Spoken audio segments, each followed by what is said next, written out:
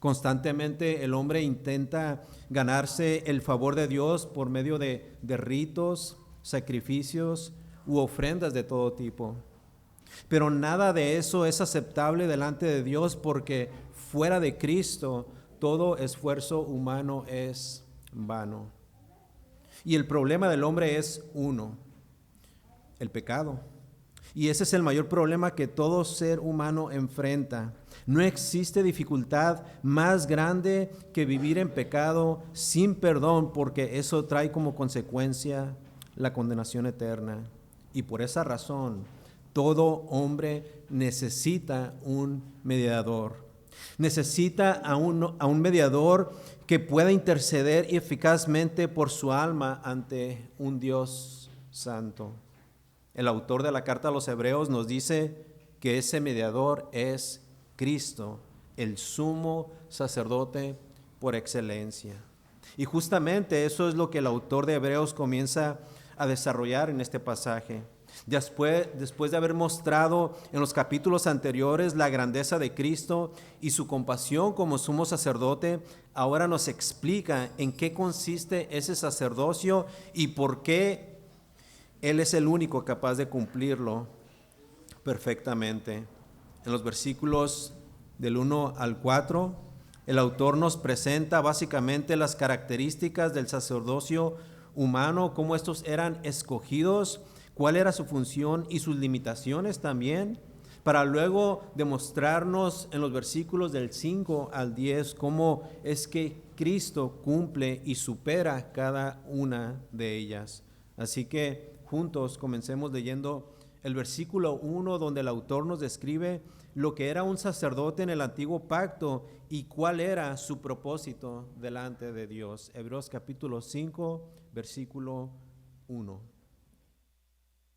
Sumo sacerdote tomado de entre los hombres, es constituido a favor de los hombres en lo que a Dios se refiere, para que presente ofrendas y sacrificios por los pecados.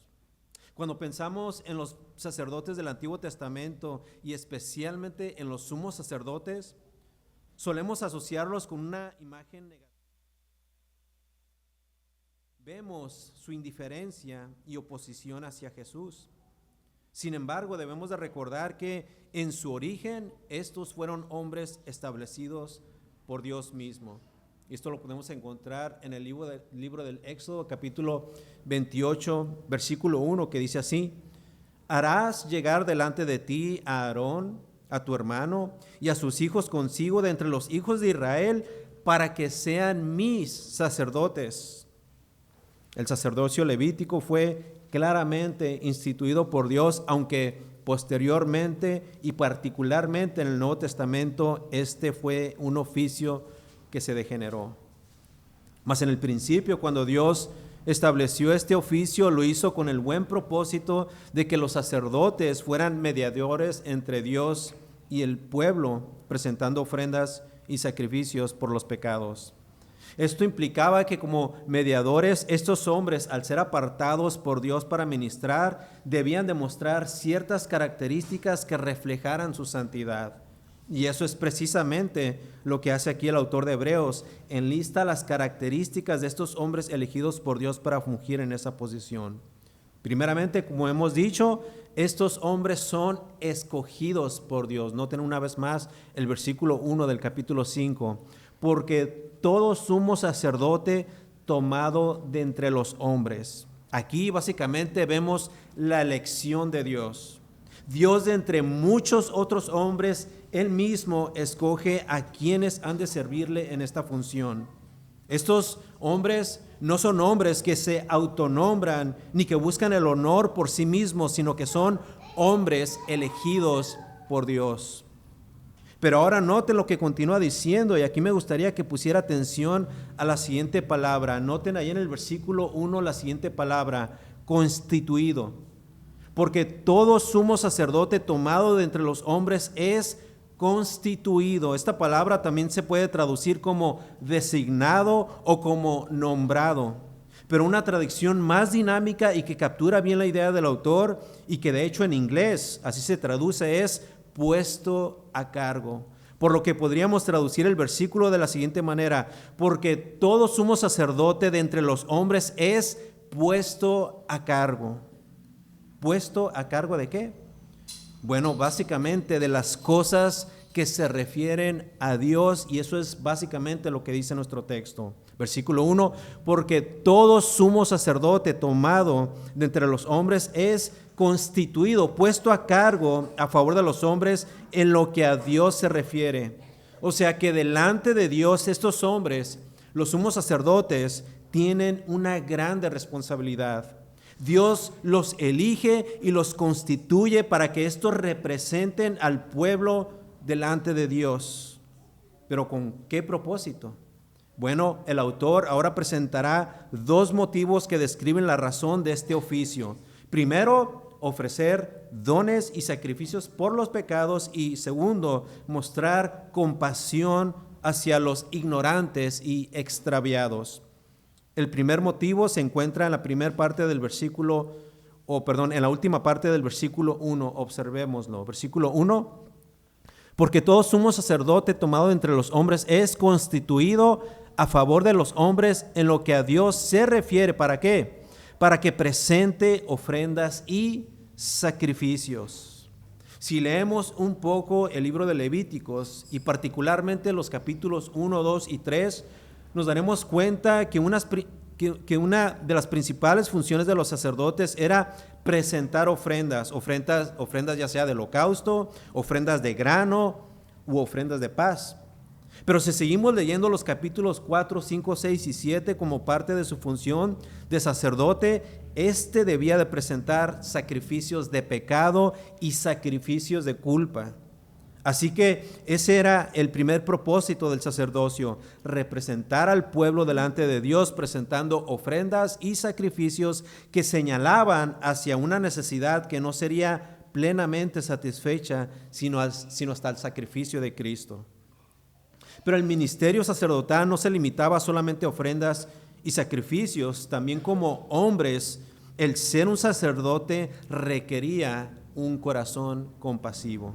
O sea que el sacerdote no solo debía de estar en el altar, sino, por decirlo así, el sacerdote también debía de estar entre el pueblo. ¿Con qué motivo? Para que el sacerdote como hombre entendiera la debilidad del pueblo y su tendencia a desviarse. Y es por eso que el autor de Hebreos añade un segundo propósito. El segundo motivo por el cual Dios mismo constituyó al sumo sacerdote a favor de los hombres en lo que a Dios se refiere es, noten ahora el versículo 2, para que se muestre paciente con los ignorantes y extraviados. Aquí la idea principal es que el sacerdote debía de tener presente que él también era un hombre débil, un ser humano frágil, necesitado de la misma gracia que el pueblo por el cual él intercedía. Y como dice MacArthur, lo cito, el sacerdote recordaba su propia humanidad pecaminosa cada vez que ofrecía sacrificios por su propio pecado. En otras palabras, como sacerdote, debía de tener compasión por los demás y especialmente en cuanto a su pecado, el pecado del pueblo. El sacerdote no podía ser indiferente, no podía ni debía mostrar falta de amor. Todo lo contrario, el sacerdote debía de ser bastante paciente para con el pueblo. Debía de ser un hombre así como el resto del pueblo y que pudiera hacer esta función con la actitud correcta debido a que él mismo sufría de debilidad. Observen el resto del versículo 2. Para que se muestre paciente con los ignorantes y extraviados, puesto que él también está rodeado de debilidad. Así que por esa razón, como sacerdote, pero también como hombre, había una necesidad de una ofrenda tanto por sus propios pecados y por los pecados del pueblo. Y esto es precisamente lo que dice el siguiente versículo, versículo 3. Y por causa de ella, o sea, por causa de que está rodeado de debilidad, debe el sacerdote ofrecer por los pecados, tanto por sí mismo como también por el pueblo. Aunque estos hombres eran hombres santos, apartados para el ministerio. Todos ellos eran pecadores, ninguno estaba exento de pecar, incluyendo al mismo Aarón, hermano de Moisés. Por lo que entonces todos estos hombres necesitaban ofrecer sacrificios primeramente por sí mismos. Y noten que ellos no lo hacían una vez al año o una vez al mes, no, lo hacían diariamente, todos los días y continuamente. Noten lo que dice esta misma carta de los Hebreos en el capítulo 10, versículo 11. Y ciertamente todo sacerdote está día tras día ministrando y ofreciendo muchas veces los mismos sacrificios que nunca pueden quitar los pecados. Aquí el autor de Hebreos hace referencia a lo que el Señor había establecido para el sistema sacrificial levítico que se encuentra en Éxodo capítulo 29, versículo 38. Y eso lo leo, dice: esto es lo que ofrecerás sobre el altar, 2 corderos de un año cada día, continuamente. Versículo 39, ofrecerás uno de los corderos por la mañana y el otro cordero ofrecerás a la caída de la tarde. Números también, capítulo 28, versículo 3 dice: y les dirás, esta es la ofrenda encendida que ofreceréis a Jehová, 2 corderos sin tacha de un año, cada día será el holocausto continuo. Un cordero ofrecerás por la mañana y el otro cordero ofrecerás a la caída de la tarde. El oficio sacerdotal era constante y repetitivo. Los sacerdotes tenían que presentar ofrendas y sacrificios de manera incesante. Este era un sistema que en realidad estaba diseñado para ser ininterrumpido. Pero ¿saben? Antes de continuar, y esto lo veremos más adelante, pero a diferencia de los sacerdotes del Antiguo Testamento, Cristo, el gran sumo sacerdote, solamente hizo un solo sacrificio. Hebreos capítulo 7, versículo 26, porque tal sumo sacerdote nos convenía santo, inocente, sin mancha, apartado de los pecadores y hecho más sublime que los cielos. Versículo 27, que no tiene necesidad, escuchen, cada día, como aquellos sumos sacerdotes, de ofrecer primero sacrificios por sus propios pecados y luego por los del pueblo, porque esto lo hizo una vez para siempre, ofreciéndose a sí mismo. En otras palabras, ya no era ni es necesario que el hombre dependa de un sacerdote terrenal, porque ninguna ofrenda presentada ni sacrificio ofrecido por ellos podía y puede obtener verdaderamente el favor de Dios. Solo Cristo, con un sacrificio perfecto y suficiente, abrió y para siempre el camino hacia la presencia del Padre. Y esto nos dice de que porque su sacrificio es perfecto, entonces Cristo es el sacerdote perfecto. Es por eso que el autor de Hebreos le llama a Cristo el gran sumo sacerdote en el versículo 14 del capítulo anterior. Por tanto, teniendo un gran sumo sacerdote que traspasó los cielos, Jesús el Hijo de Dios, retengamos nuestra profesión. No solamente ofreció, escuchen, el sacrificio perfecto, sino que Él mismo fue el sacerdote perfecto. Lo que antes era solamente una sombra en los antiguos sacerdotes se hizo una completa realidad en Cristo Jesús. Y es por eso que con su muerte, Cristo, como el gran sumo sacerdote, nos acerca a Dios sin alguna necesidad de otro mediador humano. Y es por eso que hoy te invito, querido amigo, a que pongas tu confianza en Él y solamente en Él. Si los hombres religiosos, por más santos que parezcan, no pueden interceder por ti, entonces mira a Cristo y reconoce que Él es el único que puede llevarte verdaderamente a Dios.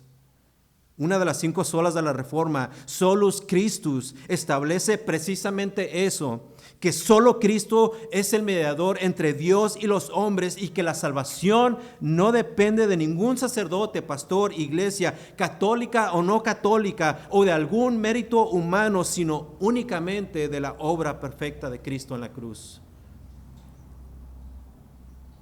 Ahora bien, aunque hemos visto que el sumo sacerdote del Antiguo Testamento tenía defectos como cualquier otro hombre y el mayor de ellos, el pecado mismo, y por lo cual debía ofrecer sacrificios también por sí mismo. Aún así, escuchen, aún así era Dios en su soberanía quien otorgaba el oficio del sacerdocio. Y ese es precisamente el argumento del autor de la carta a los Hebreos en el siguiente versículo 4. Hebreos capítulo 5, versículo 4. Y nadie toma para sí esta honra, sino el que es llamado por Dios, como lo fue Aarón. El llamado, mis amados, es de Dios. Y punto. Ese es el principio básico de lo que el autor dice aquí, y en realidad el mismo principio para cualquier hombre hoy en día llamado al ministerio. El llamado no es algo que el hombre pueda tomar por la fuerza, ni por ambición, ni por autonombramiento. El llamado proviene de Dios. Es Dios quien llama y coloca en el ministerio a quien Él quiere. Ningún hombre puede asumir por sí mismo el llamado al ministerio. Solamente Dios lo concede soberanamente. Solamente Él. Solamente Él. Noten lo que dice al final del versículo 4, refiriéndose a Aarón, quien es un perfecto ejemplo de esto. Versículo 4, parte final. Y nadie toma para sí esta honra, sino que el llamado es por Dios, como lo fue a Aarón. La elección de Aarón por Dios para el sacerdocio no se debía a que él tuviera algún talento especial, aunque él hablaba mejor que Moisés. No había en realidad algún mérito único en su persona. Y tampoco fue escogido por una votación o mayoría de apoyo. Fue Dios, y únicamente Dios, quien lo llamó para que éste le sirviera. Observen lo que dice Éxodo capítulo 28, versículo 1. Y aquí básicamente Dios le dice a Moisés: harás llegar delante de ti a Aarón, tu hermano, y a sus hijos consigo de entre los hijos de Israel. ¿Para qué? Para que sean mis sacerdotes. Él los está llamando al ministerio. Noten lo que dice el versículo 2 de Éxodo capítulo 28. Y harás vestiduras sagradas a Aarón, tu hermano, para honra y hermosura. O sea que Dios establece absolutamente todo. Versículo 3. Y tú hablarás a todos los sabios de corazón, a quienes yo he llenado de espíritu y de sabiduría, para que hagan las vestiduras de Aarón, para consagrarle, para que sea, ¿qué? Mi sacerdote. El sacerdocio fue un llamado divino, no de origen humano. Aarón no se ofreció voluntariamente ni fue elegido por el pueblo, fue apartado por Dios. Dios lo llamó por su propia iniciativa. ¿Y sabes? Asimismo, el pastorado hoy en día también funciona así. Solamente Dios es el que llama, nadie más. Ni uno mismo ni otros pueden colocar a hombres en el liderazgo. Es Dios quien hace el llamado divino. Y los que se rebelan y quieren tomar el control del liderazgo sin haber sido llamados, así como los de Coré, quienes se rebelaron en contra de Moisés y de Aarón, queriendo usurpar el sacerdocio, corren el riesgo de una severa reprensión por parte de Dios. Y esto, mis amados, es tan serio y sumamente importante recalcar, ya que ni Cristo mismo, escuchen, ni Cristo mismo se nombró a sí mismo como sumo sacerdote. Ni Él mismo, fue Dios el Padre quien lo estableció en ese lugar. Observen el versículo 5, Hebreos capítulo 5, versículo 5. Así tampoco Cristo se glorificó a sí mismo haciéndose sumo sacerdote, sino el que le dijo: tú eres mi hijo, yo te he engendrado hoy. Cristo no se glorificó a sí mismo, fue el Padre quien le glorificó. Y de hecho, esto fue lo que Jesús dijo en el capítulo 8 del Evangelio de Juan, versículo 54. Respondió Jesús: si yo me glorifico a mí mismo, mi gloria nada es. Y noten aquí el contraste. Mi Padre es el que me glorifica, el que vosotros decís que es vuestro Dios. Ahora noten, regresando a nuestro pasaje en el capítulo 5 de Hebreos, noten que aquí el autor vuelve a citar el Salmo número 2 como yo ya lo había hecho en el capítulo 1 al decir, tú eres mi hijo, yo te he engendrado hoy. Observemos aquí el yo, porque esa declaración básicamente resalta la iniciativa y la autoridad para establecer a Cristo como sumo sacerdote, y que esto proviene únicamente del Padre. Así que el autor de Hebreos nos enseña que Cristo no se autoasignó este título, sino que fue el Padre quien habló con poder y dijo de una manera rotunda, yo te he engendrado hoy, confirmando básicamente que el Hijo eterno es aquel a quien Él ha exaltado y constituido en este oficio. Y así como Aarón fue llamado directamente por Dios en el antiguo pacto, Cristo también fue llamado directamente por el Padre. Pero noten que el Padre lo designó como sacerdote, no según el orden de Aarón, sino según el orden eterno de Melquisedec, cumpliendo así su propósito en el nuevo pacto. Versículo 6. Como también dice en otro lugar, tú eres sacerdote para siempre según el orden de Melquisedec. O sea que es claro que ese sacerdocio no es como el del sistema levítico. Ese sacerdocio, dice en otro texto, es un sacerdocio para siempre. Para siempre. El sacerdocio del sistema levítico era un sacerdocio que eventualmente terminaba. ¿Por qué? Porque el hombre moría y alguien le tenía que reemplazar. Bueno, el sacerdocio de Cristo es muy, pero muy diferente. Ese sacerdocio nunca, jamás termina. Pero ¿cómo está esto? Bueno, para comprenderlo un poquito mejor tenemos que ver la última parte del versículo 6. Cristo es sacerdote para siempre, y noten ahí el versículo 6, parte final, según el orden de Melquisedec. Los sacerdotes del Antiguo Testamento llevaban el orden de Aarón, pero el sacerdocio de Cristo es establecido según el orden de Melquisedec. Aquí el autor está haciendo referencia una vez más al Salmo número 110, versículo 4, que dice, juró Jehová y no se arrepentirá, tú eres sacerdote para siempre según el orden de Melquisedec. Bueno, ya sabemos quién era Aarón, pero la pregunta que surge ahora es, ¿quién es Melquisedec? Bueno, cuando el autor cita el Salmo número 110 diciendo, tú eres sacerdote para siempre según el orden de Melquisedec, nos está básicamente remontando a aquel misterioso personaje de Génesis capítulo 14. Ahí Melquisedec, cuyo nombre significa rey de justicia, dice, o su nombre significa también que fue rey de Salem, o sea, la antigua Jerusalén. Él es sacerdote del Dios Altísimo. Y vemos que aquí en la escritura Melquisedec aparece básicamente de un de repente, sin genealogía, sin principio ni fin registrados, para nomás llegar y bendecir a Abraham, el padre de la fe. Y todo esto fue intencional porque su figura fue diseñada por Dios como un tipo de Cristo, como Él vino como una sombra profética del verdadero rey sacerdote que habría de venir más adelante.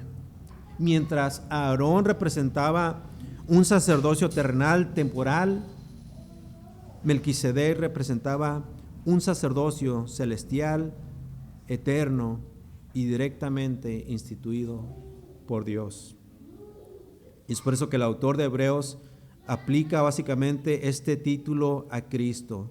Melquisedec, el rey de justicia, el rey de paz, el sacerdote eterno que no proviene del linaje de Aarón, sino que proviene por mandato divino. Bueno, así el orden de Melquisedec nos habla de un sacerdocio perfecto, de un sacerdocio real, de un sacerdocio eterno que encuentra su plenitud en Cristo Jesús, nuestro gran sumo sacerdote. Noten lo que dice el comentario de la Biblia de las Américas. El antiguo rey de Salem también fue sacerdote del Dios Altísimo, combinando los oficios de rey y sacerdote. Y aunque esto era imposible en el judaísmo, ya que los sacerdotes eran de la tribu de Leví y los reyes de la tribu de Judá, Cristo, siendo de la tribu de Judá y sacerdote según el orden de Melquisedec, combina los dos oficios manifestando un sacerdocio superior. Sin embargo, aquí el autor de Hebreos cambia el tono y vuelve a enfocarse en la humanidad de Cristo. Ya estableció una vez más que Cristo es superior, ¿cierto? Y que su sacerdocio también lo es. Pero ahora aquí él se vuelve a enfocar en la humanidad de Cristo con el propósito de mostrar lo que él tuvo que padecer para cumplir perfectamente con aquello que los sacerdotes humanos jamás pudieron cumplir. Versículo 7, Hebreos capítulo 5, versículo 7. Y Cristo en los días de su carne, ofreciendo ruegas y súplicas con gran clamor y lágrimas al que le podía librar de la muerte, fue oído a causa de su temor reverente. Los sacerdotes del Antiguo Testamento cumplían fielmente la función que Dios les había asignado y siguiendo cada detalle de su instrucción. Y sin duda muchos de ellos intercedían sinceramente por el pueblo, conscientes de la gravedad del pecado. Pero el problema era que ellos mismos eran pecadores y por tanto sus oraciones y sacrificios nunca podían alcanzar una intercesión perfecta. Ellos podían sinceramente y genuinamente clamar a Dios, pero no lo podían hacer con plena autoridad ni tampoco con plena pureza. ¿Por qué? Porque ellos necesitaban primero ofrecer sacrificios por sus propios pecados. Así que solo uno y solamente uno podía presentarse ante el Padre con una completa santidad para poder ser entonces plenamente escuchado. ¿Quién es ese? Cristo, el Hijo eterno, quien dice el versículo 7, en los días de su carne, ofreciendo ruegas y súplicas con gran clamor y lágrimas al que le podía librar de la muerte, fue oído a causa de su temor reverente. Noten aquí la frase en los días de su carne. Esto se refiere a, ¿recuerdan aquella emotiva oración en el huerto de Getsemaní? Ahí básicamente el Señor Jesús oraba con gran fervor y sabía que su Padre le escucharía. Y como dice el pastor MacArthur, Jesús lloró en agonía dolorosa, pero se sometió a la voluntad del Padre y aceptó la copa de sufrimiento que ocasionaría su muerte. Sin embargo, noten aquí la palabra que el autor de Hebreos utiliza, fue oído. Y esta palabra literalmente significa fue atendido en súplica. Ahora, esto no significa que Cristo fue librado de morir. Sabemos que Él murió literalmente en esa cruz para luego ser sepultado, sino que Él fue oído en el sentido de que el Padre respondió conforme a su voluntad perfecta. En otras palabras, Dios no evitó la cruz, pero sí le dio al Hijo la victoria a través de ella. Lo libró de la muerte, no de morir, sino que lo libró a través de la resurrección. Y esto concuerda con el Salmo número 16, versículo 10, que dice, porque no dejarás mi alma en el Seol, ni permitirás que tu santo vea corrupción. Así que Cristo fue oído, resucitó y fue exaltado. Y es por eso que más adelante el apóstol Pablo a los Filipenses en el capítulo 2, versículo 8, dijo, y estando en la condición de hombre, hablando de Jesús, se humilló a sí mismo, haciéndose obediente hasta la muerte y muerte de cruz, por lo cual, escuchen, por lo cual Dios también le exaltó hasta lo sumo y le dio un nombre que es sobre todo nombre. Los sacerdotes antiguos intercedían por otros, pero necesitaban primero interceder por sí mismos. Cristo, en cambio, intercede desde una vida perfecta, desde una vida sin pecado. Y es por eso que su oración fue oída y aceptada. aunque ciertamente como hombre sufrió. Pero el autor no se detiene ahí, ahora nos muestra el propósito de ese sufrimiento. Versículo 8, Hebreos capítulo 5, versículo 8. Y aunque era hijo, por lo que padeció, aprendió la obediencia. Noten primeramente que el autor dice, y aunque era hijo, o sea, Cristo es el Hijo de Dios, el eterno Hijo de Dios, santo y perfecto, mas aún así, Cristo, escuchen, aún así Cristo aprendió obediencia. Cristo en su humanidad aprendió obediencia por medio de la experiencia del sufrimiento. De hecho, eso es lo que significa la palabra en el original, aprender por experiencia. Y aprendió así no porque antes él fuera desobediente, no. Esto no quiere decir que Cristo aprendió cómo obedecer, porque como hijo él siempre obedeció, sino porque como verdadero hombre vivió en carne propia lo que significa ser obediente en carne propia, y especialmente al haber experimentado, como dice el comentario de la Nueva Biblia de las Américas, el precio de la obediencia a Dios cuando sufrió y murió por la humanidad. Por tanto, aprendió significa experimentó la obediencia hasta su máximo costo, o sea, la cruz, o sea, la muerte. Su condición de hijo no lo libró del proceso de sufrir como hombre, pero noten lo que dice el comentario de la Biblia de Estudio de la Reforma, hablando de Cristo. Aunque era enteramente libre de pecado, la lucha de Jesús contra la tentación fue real. Como aquel que vino al mundo para hacer la voluntad del Padre, Cristo satisfizo con éxito cada uno de los desafíos a su integridad que iban en aumento, llegando a su punto culminante en la muerte vergonzosa y dolorosa en la cruz. Esta vida de obediencia aprendida contrarresta la desobediencia de Adán y califica a Cristo para servir como el eterno sumo sacerdote. Pero aparte, Cristo aprendió la obediencia para que él pudiera cumplir toda justicia, justo como también lo demostró al permitir que Juan el Bautista le bautizara. Mateo capítulo 3, versículo 15, pero Jesús le respondió a Juan el Bautista, deja ahora, porque así conviene que cumplamos toda justicia.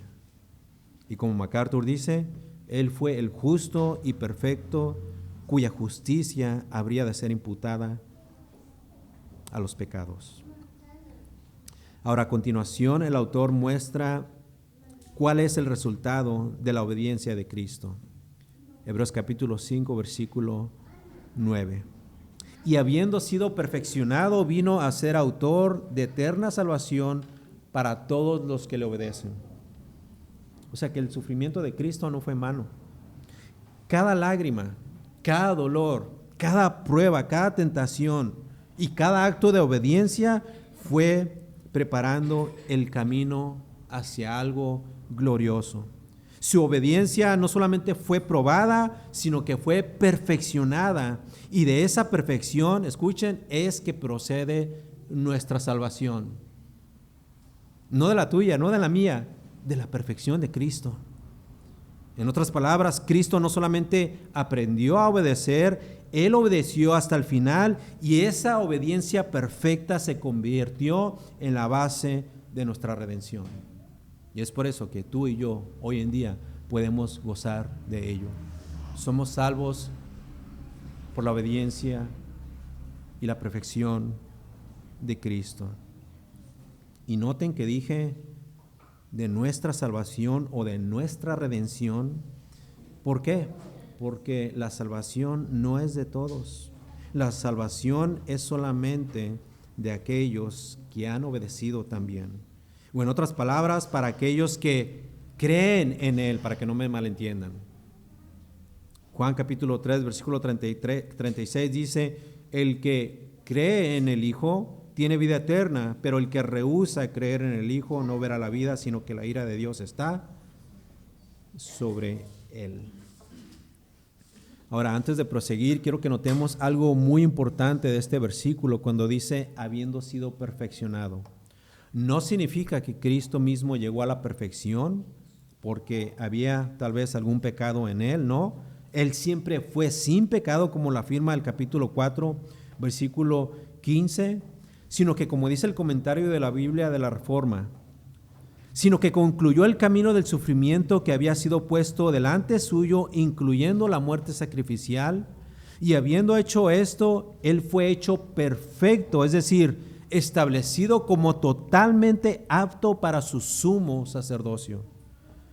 Y eso es lo que el último versículo de nuestro pasaje afirma, versículo 10, Hebreos capítulo 5, versículo 10. Y fue declarado por Dios sumo sacerdote según el orden de Melquisedec. Este verbo aquí significa literalmente ser nombrado. El verbo declarado significa ser nombrado oficialmente o ser reconocido públicamente con un título. O sea que no se trata de una designación nueva, sino que se trata de una declaración pública del Padre que confirma lo que ya era verdad en su plan eterno. Como vimos el versículo 4, ya lo había dicho, nadie toma para sí esta honra, sino el que es llamado por Dios, como lo fue Aarón.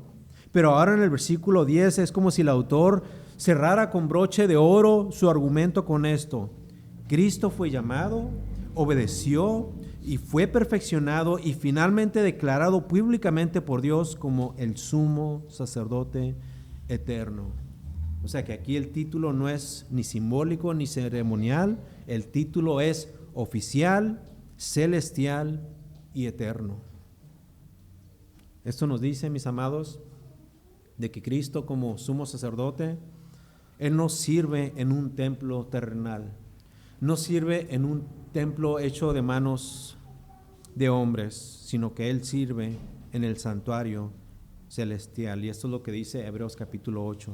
Y Él allí, en ese lugar, intercede continuamente por los suyos, no con sacrificios repetidos, sino con el mérito eterno de su propia sangre. Hebreos capítulo 7, versículo 25, por lo cual también puede salvar perpetuamente a los que por Él se acercan a Dios, viviendo siempre para interceder por ellos. Mis amados, no hay más necesidad de otro sacerdote, ni tampoco necesidad de otro sacrificio. El único camino hacia Dios ya está abierto. No está abierto por la sangre de animales, sino que está completamente abierto por la sangre de Cristo Jesús. Él no solamente ofreció el sacrificio, Él mismo fue el sacrificio. Y ahora Él intercede por los suyos desde el trono eterno. Así que cuando un creyente se acerca a Dios, no confía en sus obras, ni en su fidelidad, ni en sus emociones, sino que confía en la obediencia y perfección de Cristo. Y esa es nuestra esperanza, que nuestro Salvador vive, reina y sigue siendo sumo sacerdote para siempre, según el orden de Melquisedec. Ahora, si tú en este día, si tú eres inconverso, si hoy estás lejos de Dios, escucha, por favor, esto con mucha atención. No existe otro camino para acercarte al Padre. Ninguna religión, ningún mérito, ningún acto de bondad puede presentarte justo ante un Dios que es santo. Solamente Cristo puede hacerlo, porque solamente Él fue escuchado, solamente Él obedeció perfectamente y solamente Él fue constituido por Dios como sumo sacerdote eterno. Así que no endurezcas tu corazón. Ven a Cristo, arrepiéntete de tu pecado y confía únicamente en su sacrificio. Él vive, intercede y salva a todos, absolutamente a todos los que se acercan a Dios por medio de Él. Ven a Cristo en esta mañana. No demores más. No demores más. Cristo está sentado, intercediendo por los suyos, ora y ruega para que Él ahora interceda también por ti. Y a los que ya hemos sido reconciliados con Dios por su gracia, simplemente sirvámosle de todo corazón. Adoremos a nuestro Señor con toda gratitud y con mucha humildad, sabiendo que cada día seguimos dependiendo de Cristo como nuestro sumo sacerdote, quien vive para interceder por todos nosotros. Así que si tú eres creyente, vive para su gloria, vive para Él y no para nadie más, porque para Él es la gloria, la honra y el dominio eterno. Amén. Oremos. Señor, gracias. Gracias por nuestro gran sumo sacerdote. Gracias por Cristo. Gracias por su obediencia. Gracias por su perfección.